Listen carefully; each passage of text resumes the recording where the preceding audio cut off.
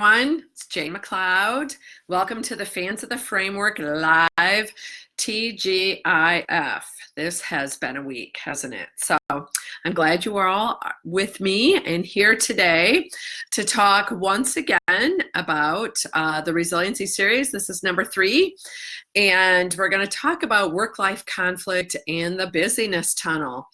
And the first thing I'd like to mention, though, before we really get started is it would be great if you guys would let Sue and I know what you want to hear more of. We are open to talking about any struggles that you're having with your leadership. You know, your pain is our pain. So there's very little that Sue and I haven't experienced between the two of us in 40 plus combined years in leadership, in healthcare. So whatever you want to hear about, be sure you let us know, and we'll make it happen for you. So drop us a line in Messenger, post it right into Fans of the Framework on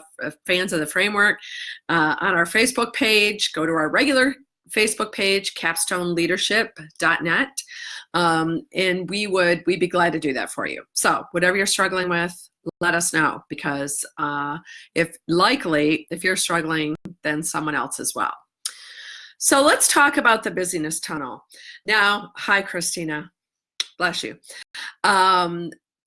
Remember the busyness tunnel is that, you know, if you've ever been to the Detroit airport, it reminds me, thinking about it, of the Detroit airport. And actually the tunnel in the Detroit airport is one of my favorite places to be. So, but it can feel very, very long with bright lights and colors and things that are just going on all around you and taking your attention away from what you're really supposed to be focusing on.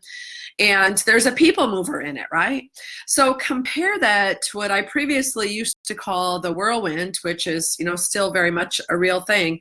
But the busyness tunnel seems to close you in, and there seems to be really no end to it. There's really no end in sight.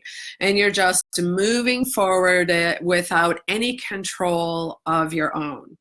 Maybe you have a thought that's innovative, inspirational, strategic, brilliant, creative, but boof, it's gone because another light flashes at you, another something happens, and you're just moving. The people mover continues whether or not you want it to. So really that's what work-life conflict happens in the busyness tunnel that happens to us when we're trying to be a great leader. So I read today in my research that our IQ actually drops by 13% when we're in this state of whirlwind or the busyness tunnel. Maybe some of your brilliant employees come to you with a great idea, and you know their perception is you don't listen or you don't do anything to it. It's because you just physically can't. It's not possible. We got to get out of it. Right? We have to get out of it. So remember the 3 ways, well, we're going to talk about the third one today, but remember the other 2 ways that we talked about getting out of the busyness tunnel. The first one was to make sure that if maybe we have an organization that's not developed a great way to misread social cues, that at least we as leaders don't have social cues that can be misread by others. What do I mean by social cues? If you as a leader, especially a senior leader or a CEO, are sending emails at night, sending emails all hours of the day and night on weekends, working on holidays, coming in every Saturday, thinking because you're wearing jeans and a t-shirt or yoga pants that you're having downtime at work, not possible. Taking PTO to catch up. When you're doing all those things, the perception of others is that that's what I'm supposed to be doing too, because there's my leader and my leader is doing it. Okay, so number one thing, you want to make sure that you're not a leader who's leading poor social cues, that your social cues, your role modeling is very, very clear. The second way that we can get out of the busyness tunnel and really resolve our work-life conflict is through creating slack. Creating slack, not being a slacker, but creating actual time, knowing how long your work takes, knowing how long it's going to take for you to work on a project, knowing how long it's going to take for you to get really great work done, and then creating time in your schedule to be able to do that. So one of the things that I read today that I didn't mention last week that I really want to make sure I mention today as far as Slack goes is making sure that that you build time on either end of a vacation. Because what do we do as a leader when we go on vacation? We spend the last day of vacation connecting back to work and checking in and seeing, the craziness that's built up in our inbox, all the hazards that have happened, the chaos that happened while we're gone, people freaking out, all that kind of sort of thing. Or we work extra crazy into the night before you leave to go on vacation because you've got to get all this done to fold it up and put work in a nice little box. I call it the Victoria's Secret box up on the closet, before you go. Build in Slack. You're going to be crazy the day before you leave on vacation. It's going to happen. It always happens, right? There is no work fairy coming to you the day before you go on vacation and say, oh my gosh, I know you're going on vacation tomorrow. Please, Julie Vanetta, Andrea Pastor, Dan Nelson, and Tracy Holt, let me take care of this for you. I would love to. Yeah, that ain't happening. And nobody cleaned off your desk while you were gone either. So build Slack on either end of your vacation so that when you're on vacation, you're resting. Your mind is resting, okay? And guess what? You'll be better when you get back. But number three way is to transparently and very collaboratively communicate our workload. One of the things that causes us major work-life conflict, and especially work conflict, is feeling the misperception or the real perception, not even perception, the reality that maybe people aren't working as hard as you are, that maybe you have more on your plate than others do. And I can truly remember this from my years as a leader thinking, what are they doing? I'm busting my butt. I'm working 60 hours a week. I'm going crazy here. And nobody's acknowledging that I'm really working hard and really getting a lot of things done. Or that I see other people going home at 4 o'clock in the afternoon and, like, hey, see you later. Have a nice evening. Yeah, I'll be here. Probably wearing the same clothes tomorrow, right?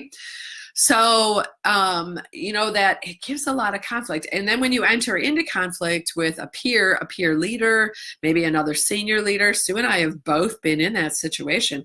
And she swears to God that she's got cancer cells growing in her somehow because of the conflict that we felt with others.